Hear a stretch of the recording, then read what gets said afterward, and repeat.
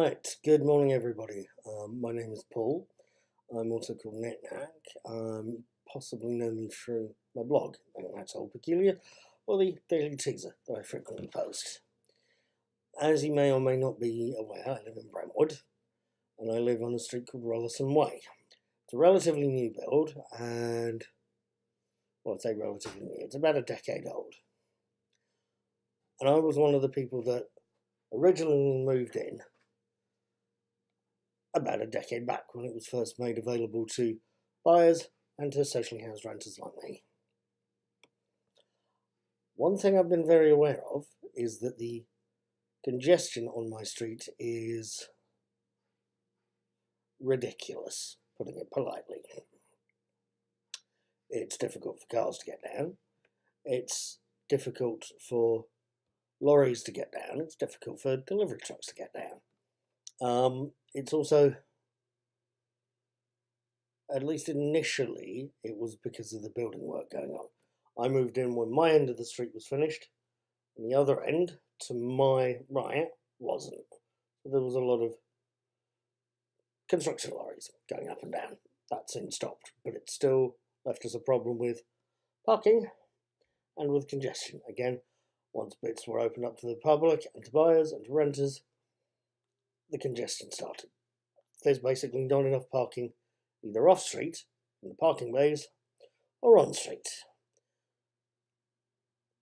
There's now double yellow lines on some parts of our street, and no yellow lines on other parts of the street. So, as I believe the footage I'm going to include shows, it makes it more difficult for emergency services specifically to get down here. There's also a bit of extra building work now, 10 years after the rest of the estate was finished, going on St James's Road. Here's that footage.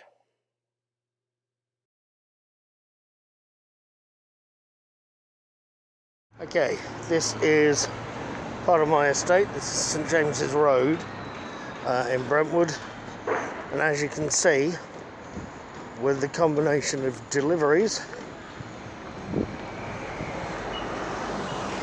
traffic, building work, there's quite a bit of congestion. There's also still a lot of congestion further down St James's Road.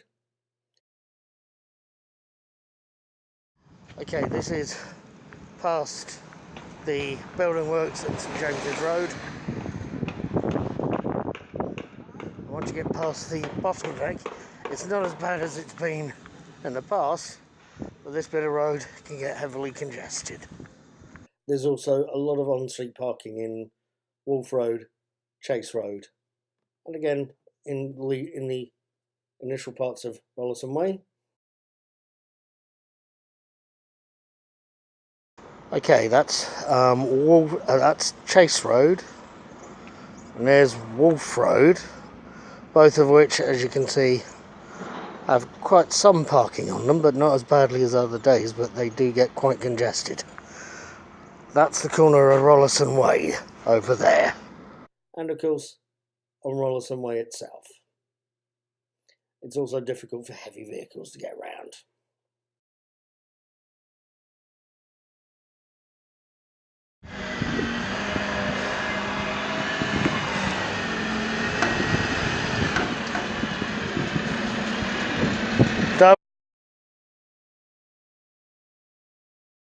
Right, okay, here we go. This is Rollason Way, and as you can tell, this end's slightly congested, not as badly as some days, and not as heavily as the other end of Rollason Way, where there's parking on both sides. As you can tell from the shot I took of the rubbish truck, large vehicles find it difficult to manoeuvre.